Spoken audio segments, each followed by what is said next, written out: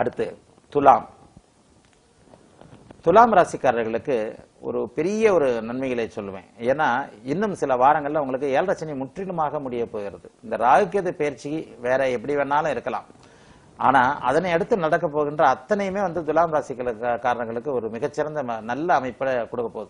தற்போது இருக்கின்ற ஒரு 11ஆம் இடத்துல இருந்து ராகுகேதுக்கள் 10ஆம் இடத்துக்கு மாறுது. 10ஆம் இடத்துல வர்ற ராகுகேதுக்கள் ஜீவனஸ்தானத்துல கொஞ்சம் குறைபாடுகளை செய்வார்கள் அப்படின்றது ஒரு ஜோதிட விதி. என்றால் 4 10ஆம் இடங்கள்ல வர்ற ராகுகேதுக்கள் இருக்கும் வீட்டினை கெடுப்பார்கள் அப்படின்றது ஒரு ஜோதிட விதி. ஆனால் இந்த அமைப்புல துலாம் ராசிக்காரர்களுக்கு 1% கூட கெடுதல் நடக்கிறதுக்கு வாய்ப்பே இல்லை.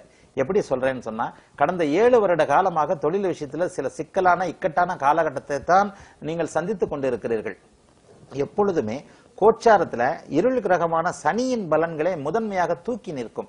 எப்போதுமே கோச்சாரத்தை பார்க்க வேண்டுமானால் முதலில் சனியவும், 2வது குருவையும், 3வது ராகுகேதுக்களையும் பார்க்கணும். இப்படி பார்த்துத்தான் நீங்கள் எல்லா விதமான அமைப்பையும் சொல்ல முடியும். அந்த அமைப்பின்படி உங்களுக்கு தற்போது நடந்து கொண்டிருக்கின்ற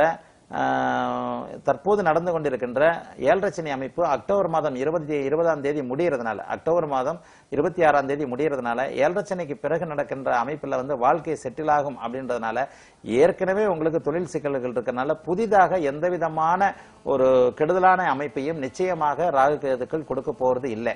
தவிர பாவகிரகங்களுக்கு கேந்திர வீடுகளான 4 10ஆம் வீடுகள் மிகச்சிறந்த நன்மையை செய்யும் அப்படின்ற ஒரு இது இருக்கிறதுனால, துலாம் ராசிக்காரர்களுக்கு ஒரு நல்ல மேன்மையான ஒரு காலகட்டம் இந்த காலகட்டம் ஆரம்பிக்க இருக்குது. 7.5 சனி முடிய போது ராகுகேதுக்கள் ஒரு தொழில் ஸ்தானத்துல போய் உட்கார போறாங்க. இந்த அமைப்புகள் எல்லாமே உங்களுக்கு நன்மைகளை மட்டும்தான் தரும். எப்பவுமே 7.5 சனி முடிஞ்சதுக்கு பிறகு வாழ்க்கை செட்டில் ஆகும்ன்றது ஒரு விதி. இப்பவே துலாம் ராசிக்காரர்களுக்கு கொஞ்சம் ஒரு சில நல்ல பலன்கள் நடந்துகிட்டு தான் இருக்கு.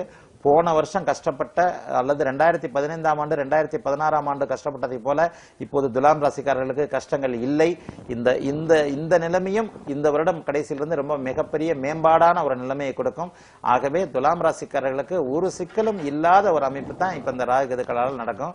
இந்த ராகுகேதுக்களால் நடக்க இருக்கின்ற கெடுபலன்களை 3ஆம் இடத்தில் இருக்கும் சனி உங்களுக்கு தடுத்து காத்து அருள்வார். இந்த 3ஆம் இடத்து சனி உங்களை மிகப்பெரிய மேன்மையான இடத்திற்கு கொண்டு போவார்.